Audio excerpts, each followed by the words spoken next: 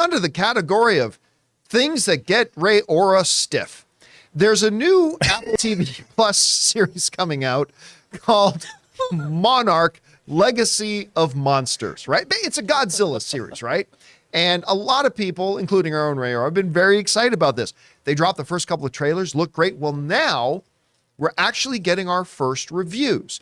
Apple TV Plus released what they are calling the first batch of reviews, or a first batch of episodes to a number of reviewers. And as you can see here, the response right now is pretty good. Out of 17 reviews from some of the bigger outlets, it's got an 88%. Nice. Now, here's the thing, though.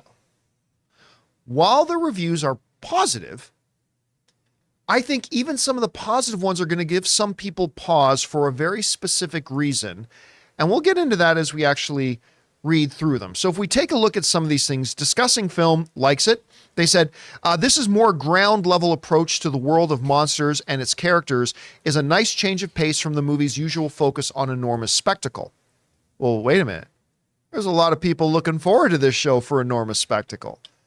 Your trailers have a lot of enormous spectacle. I mean, the last spot I just watched, it's basically Godzilla's on screen for almost the entire little spot I just watched. But they liked it, clearly. Corey Coleman wrote, also liked it. If you want to see WrestleMania with giant creatures, you're not really going to get it here. Monarch Legacy of Monsters is slowly and carefully starting to flesh out this universe. So now remember, Corey has not seen the entire series. Corey is talking about the first batch of episodes, and they're saying, hey, I know the trailers kind of look like we're going to get some big monster slugfests, but that's not here. It's good. The show's good, but you're not going to get the big monster slugfests. Clint Worthington says, let's hope the remaining episodes of the season cut to the chase, but quick. As is, it feels like a leg of the Monsterverse that chooses to place its focus too heavily on the human half of the equation. So this is all very consistent with what we heard the others say, right? Like, only this individual doesn't like the show as a result of it. Alex from Inverse writes, all of the multimedia franchises installments, Monarch is easily the most ambitious and complex to date. That's great. John Nugent from our friends over at Empire Magazine writes, not quite the MonsterVerse's high point, but far from its low point either, with some satisfying long-form world building and a hugely enjoyable dual performance from Kurt and Wyatt Russell, who of course playing the same character in different ages, which you can see. The Verge, Charles from The Verge wrote, Monarch Legacy of Monsters focus on individual people spurred to action by the emergence of Godzilla and his fellow titans is exactly what makes the show a surprise delight. One that feels like it has potential to be both a proper hit for Apple. So basically it's this. With the 88%, we see the critics are liking it. They think this is a good show, but even the ones that are liking it are giving us a little bit of caution. Don't expect to go into this and in the first episode seeing Godzilla wreak havoc. Because apparently in the first bunch of episodes, we're not going to get that. And then the negative ones are kind of highlighting that, saying, can we get to it? Can we get... And this is giving me a little bit of flashback to that first Godzilla movie in the new series that came out. And it's Godzilla with very little Godzilla. And I'm just wondering how the average film goer is going to respond to that. Because if there are viewers who watch it and get kind of turned off by the lack of monsters, you can't really blame them because the marketing has kind of highlighted big giant monsters fighting each other, wrecking cities, screaming at little girls, which is what Godzilla's doing here. I mean... That's me when I see children. On Halloween, nonetheless. Any day. Knock, knock, trick or treat, get out of here. Get out of here. You want a full-size candy bar? Get out. I'm calling the police.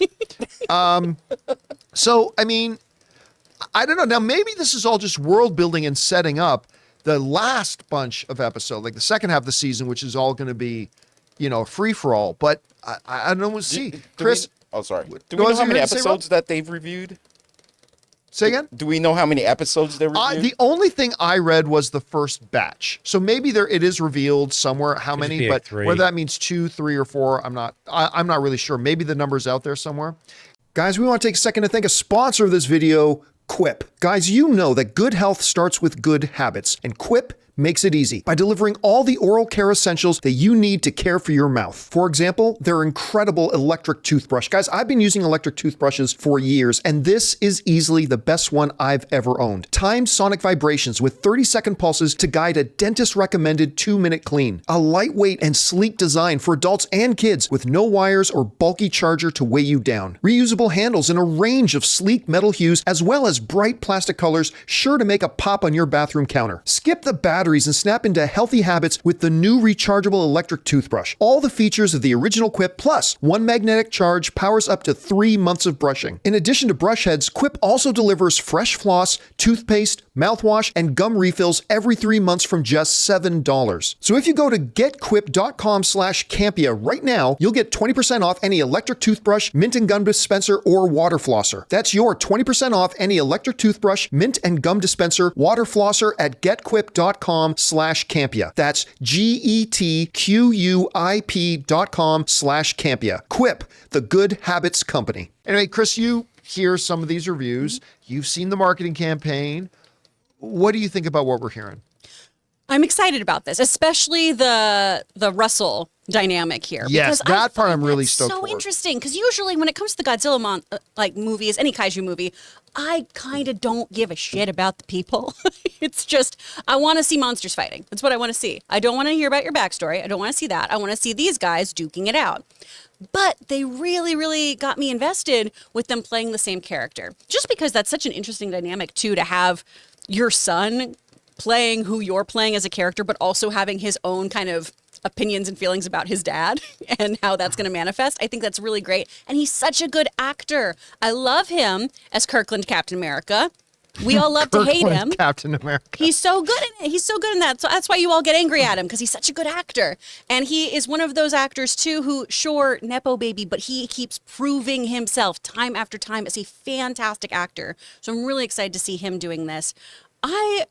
I love Apple TV so much. They just keep putting out banger after banger for the most part. And they're also doing 10 episodes of this, Ray. So you get 10, not that 6 bullshit. They're going to actually tell a story. I think I'm really excited about this. She brings up the Apple, believe in Apple TV Plus. And I do. I'm just in that, They've earned that it. point where I do believe. You guys always rag on me for Invasion, but this season of Invasion has been really good for those who've kept up with it. So that's what I was thinking. I want to specify something here. We have never once brought up Invasion to rag you. You bring it up. It is you who constantly bring up I'm Invasion. just And then we just saying. knock it down. I'm just saying. See, Even talking about Godzilla, you got to bring up Invasion again. But actually, I was thinking about Invasion because of what he said, because this could be kind of like the slow roll and like Invasion Season 2, then it starts to pick up. Exactly. By the way, pursuant to the thing you were asking, a bunch of our users in our live chat set out that they released the first 5 episodes. And each of them are an hour.